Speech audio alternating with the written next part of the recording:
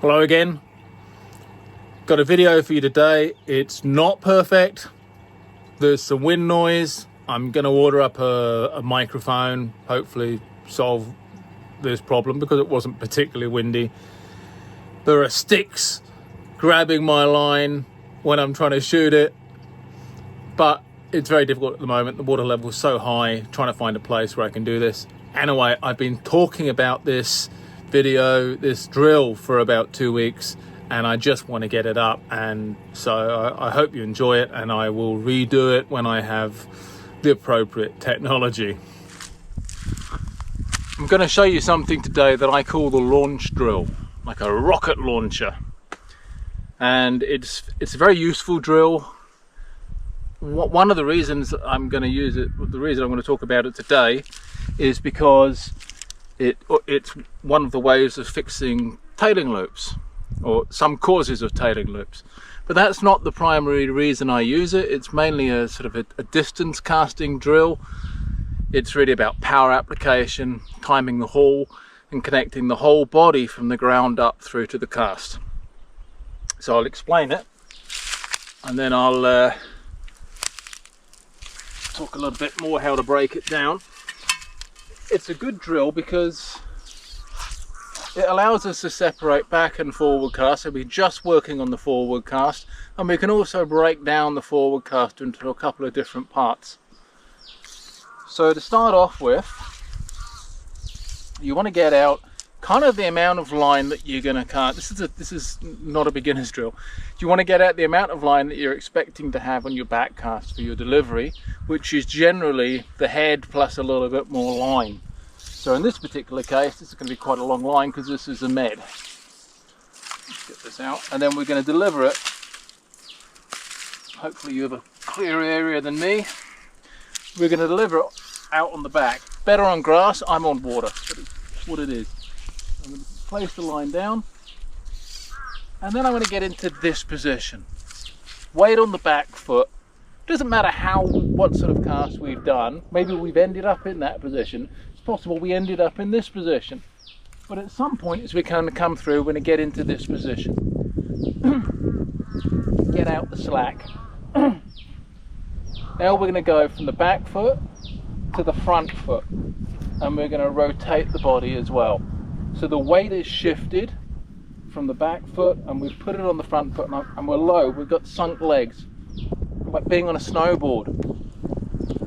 Now come onto the front leg, and I feel like I'm underneath the rod, and I want to have turned. I need to have turned to get the rod hand in front of the line hand. That's very important.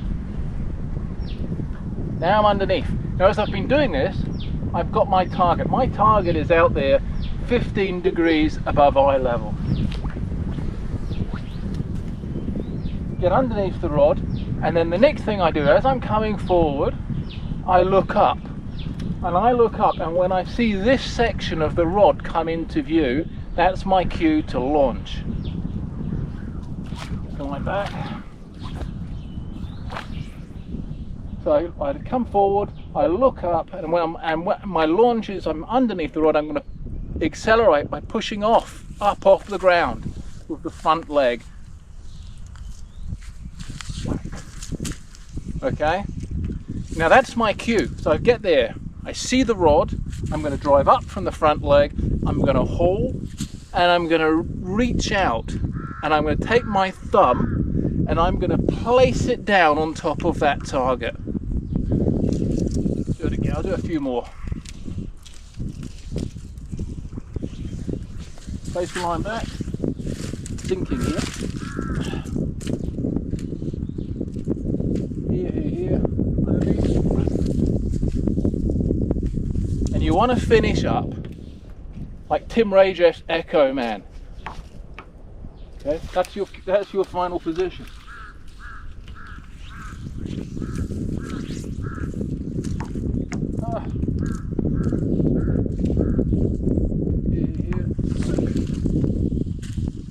Okay. Now, things to check. If you're doing this, things to check. You want to make sure that you are underneath the rod. You don't want the rod to be back here. You want to feel that you're underneath it so that when you push off the front leg, it's helping you turn the rod over. You want to make sure that you can see that part of the rod. If you're here, you can't see the part of the rod. That's too early. Okay? Cause a lot of problems.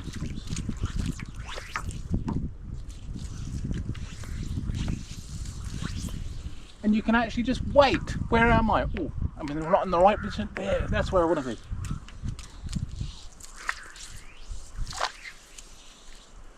Do. So I'm going to get some more line out.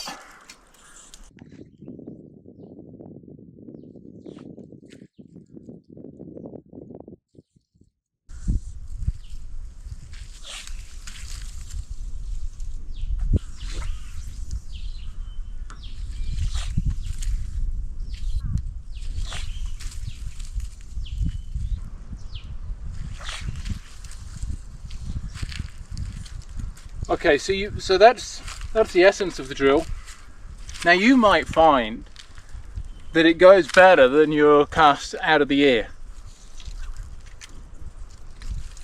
and that basically means that you have a transition problem between your back and your forward cast. Sometimes people blame their forward cast for their problems, but it happens that it's something at the back. So if that is you, make sure that make sure your back cast is fully unrolling, and you've got to really be smooth. But this stroke here really teaches you to be smooth, feeling for the weight of the line, getting underneath the rod, and then, as I say, there's a few different cues to how to turn the rod over. I really like the one of taking the thumb and putting it down, placing it down on top of the target. Another one you could do, I call it Excalibur, is to take like the rod tip from the sky, and it's like a sword, and you're going to slice down to the target. In other words, your power application we're trying to get is torque. We're applying torque to the rod butt. We're not trying to drive it straight. We're trying to drive it around, and it's like the second half of rotation is where we apply the force. And that's where everything happens. That's where we haul. That's where we move the whole body underneath the rod. Now you might find that immediately gives you 10 or 15 feet on your distance, particularly if you're throwing about 70, 75 feet. If that is you, let me know. That's not really the purpose of it, but it's a really nice bonus. But it's a sort of drill. It's a sort of drill that you can use regularly in your practice, in your distance casting. What I would typically do is I would be doing 4 or 5 casts, working in a few different things, and then I might do the launch drill 1 or 2 times, and then try to incorporate that movement into my distance cast. So it allows you to play with the launch in a way that's not quite so frantic. Okay, it's hot, it's evening, I'm going fishing.